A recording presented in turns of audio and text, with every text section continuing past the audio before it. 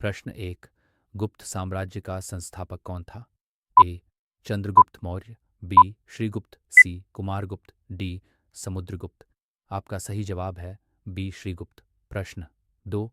महाधिराज की उपाधि किस गुप्त शासक ने धारण की थी? ए कुमारगुप्त, बी चंद्रगुप्त प्रथम, सी समुद्रगुप्त, डी विक्रमादित्य। आपका सही जवाब है बी चंद्रगुप्त प्रथम। प्रश्न तीन। गुप्त संवत किसने शुरू किया?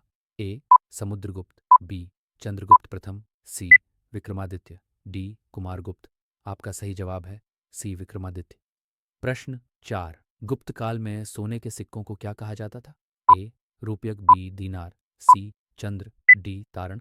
आपका सही जवाब है बी दीनार। प्रश्न पाँच। समुद्रगुप्त की प्रमुख विजय कहाँ हुई थी? ए पश्चिमी भारत, बी दक्षिण भारत, सी उत्तर भारत, डी पूर्वी भारत। आपका सही जवाब है बी दक्षिण भारत। प्रश्न छः। गुप्त काल किसे भारत का स्वर्ण युग कहा जाता है? ए कला और साहित्य के कारण, बी केवल युद्ध के कारण, सी सीमित विस्तार के कारण, डी केवल धर्म के कारण। आपका सही जवाब है ए कला और साहित्य के कारण। प्रश्न सात। नालंदा विश्वविद्यालय की स्थापना किसने की? ए कुमारगुप्त, बी समुद्रगुप्त, सी चंद्रगुप्त प्रथम, डी विक्रमादित्य। आपका सही जवाब है ए कुमारगुप्त। प्रश्न आठ। कालिदास किसके दरबारी कवि थे? ए चंद्रगुप्त प्रथम, बी कुमारगुप्त, सी विक्रमादित्य, डी समुद्रगुप्त। आपका सही जवाब है सी विक्रमादित्य। प्रश्न नौ। गुप्त काल में पारा का आविष्कार कब हुआ?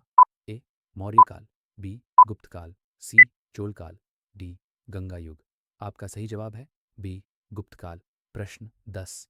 अश्वमेध यज्ञ किस गुप्त शासक ने किया था? ए समुद्रगुप्त, बी कुमारगुप्त, सी विंध्य शक्ति सर्वसेन, डी चंद्रगुप्त प्रथम। आपका सही जवाब है ए समुद्रगुप्त।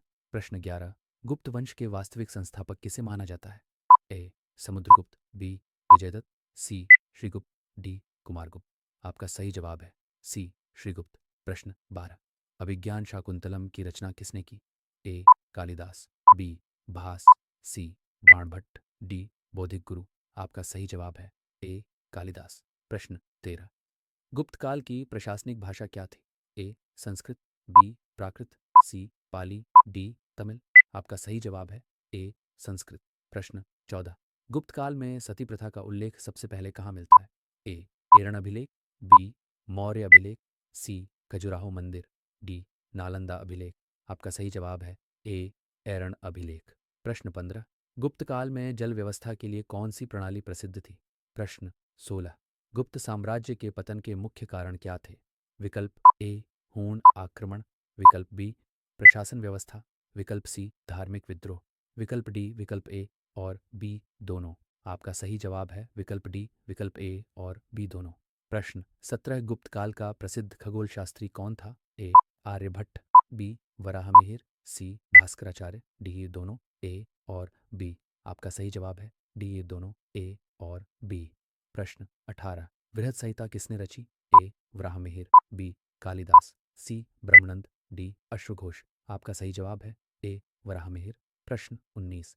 समुद्रगुप्त को किस नाम से भी जाना जाता था? ए भारत का नेपोलियन, बी युद्ध का राजा, सी धर्मराजा, डी कला संरक्षक। आपका सही जवाब है बी भारत का नेपोलियन। प्रश्न 20। गुप्त काल में अत्यधिक लोकप्रिय साहित्यिक रूप कौन सा था? ए नाटक, बी कविता, जो सी निबंध, डी गाथा। आपका सही जवाब है बी कविता। प्रश्न 21। गुप्त काल में वस्त्र उत्पादन के प्रमुख केंद्र कौन से थे? ए गुजरात, बंगाल, तमिलनाडु, बी दिल्ली, कश्मीर, पंजाब, सी कर्नाटक, महाराष्ट्र, असम, डी यूपी, बिहार, राजस्थान। आपका सही जवाब है ए गुजरात, बंगाल, तमिलनाडु। प्रश्न 22। गुप्त काल की राजधानी कहाँ थी? ए पाटलिपुत्र, बी काश्मीर, सी उज्जैन, डी द्वारका। आपका सही जवाब है ए पाटलिपुत्र। प्रश्न 23। गुप्त काल में चांदी की मुद्राओं को क्या कहा जाता था? ए रुपयक, बी दीनार, सी अंगुल, डी पाई। आपका सही जवाब है ए रुपयक। प्रश्न 24। त्रिकोणमिति के सिद्धांत किसने प्रस्तुत किए? ए वराहमिहिर, बी ब्रह्मगुप्त, सी ब्रह्मनंद, डी तक्षशिला के विद्वान। आपका सही जवाब है बी ब्रह्मगुप्त। प्रश्न 25। गुप्त युग के महानतम कवि कौन थे? ए कालिदास, बी बहुभूति, सी माघ, डी सभी उपर्युक्त। आपका सही जवाब है डी सभी उपर्युक्त। प्रश्न 26। गुप्त काल के दौरान बौद्ध धर्म के महान विद्वान कौन थे? ए अश्वघोष, बी असंग, सी नरगुज, डी तुलसीदास। आपका सही जवाब है ए अश्वघोष। प्रश्न 27। गुप्त काल में किसने विक्रमादित्य की उपाधि धारण की? ए चंद्रगुप्त द्वितीय, बी कुमारगुप्त, सी समुद्रगुप्त, डी विक्रमादित्य प्रथम। आपका सही जवाब है ए चंद्रगुप्त द्वितीय। प्रश्न 28। गुप्त काल में हुल्लड़ सेना का प्रमुख नेतृत्व किसने किया? ए समुद्रगुप्त, बी कुमारगुप्त, सी शाकुंतल, डी अज्ञात। आपका सही जवाब है ए समुद्रगुप्त। प्रश्न 29। गुप्त काल में कृषि पर कौन सा कर लगाया जाता था? ए हल कर, हलिवकारा, बी भूमि कर, सी पानी कर, डी कोई कर नहीं। आपका सही जवाब है ए हल कर, हलिवकारा। प्रश्न 30। गुप्त काल में सामाजिक व्यवस्था का वर्णन कहाँ मिलता है? ए धर्मशास्त्र में, बी अभिलेखों में, सी गुप्त शिलालेखों में, डी उपर्युक्त सभी में।